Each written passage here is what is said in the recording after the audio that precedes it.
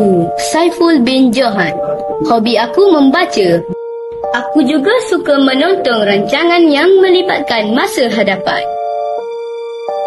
Bila aku menonton, aku akan mula berkhayal seolah-olah aku berada di masa hadapan. Menjadi superhero di masa hadapan, mampu terbang di awan untuk menyelamatkan dunia.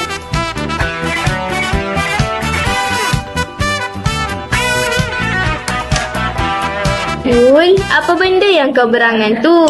Dari tadi lagi ibu tengok kau tersenyum seorang diri.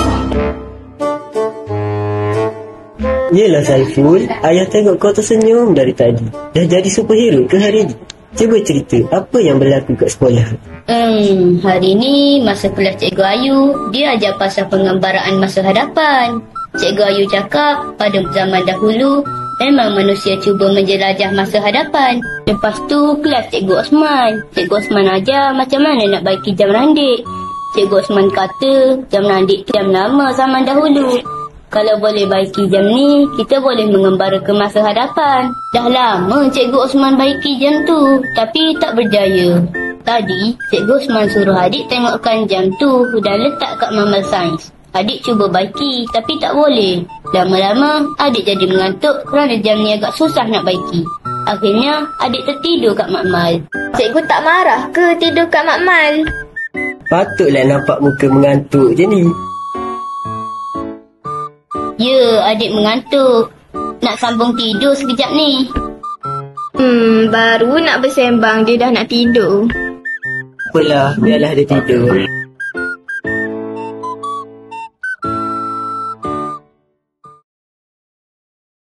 Kenapa ibu tak kejutkan aku? Rasa lapar lah pula.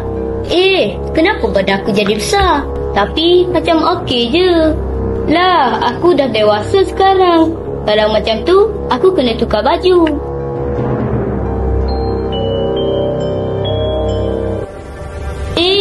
Sekarang aku kat mana ni? Banyaknya robot kat depan aku ni. Ada pun manusia kat sini. Aku pergi tanyalah dulu. Alamak, robot AI rupanya. Cik, boleh saya tanya, saya ni kat mana?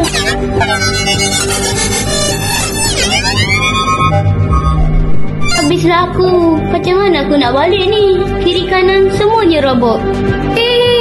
Robot peminum kopi? Aku rasa ni betul-betul dunia AI.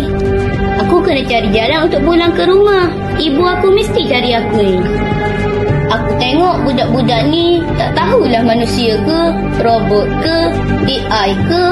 Aku tak boleh hidup kat dunia ni. Aku kena pulang. Inilah dunia masa depan yang sebelum ni aku selalu impikan. Tapi masih belum sesuai dengan aku.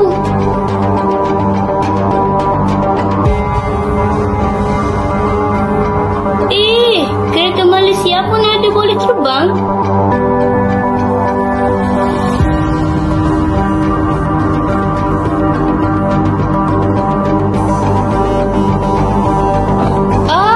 Aku tak mampu dah.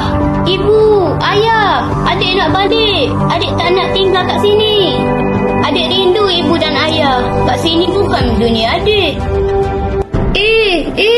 Kenapa bergoyang ni? Ibu, ayah, tolong. Saiful, bangun Saiful.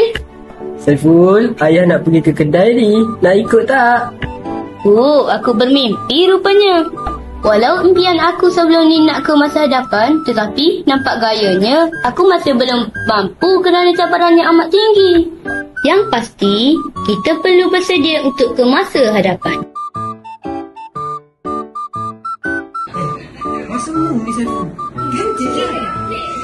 Apa aku?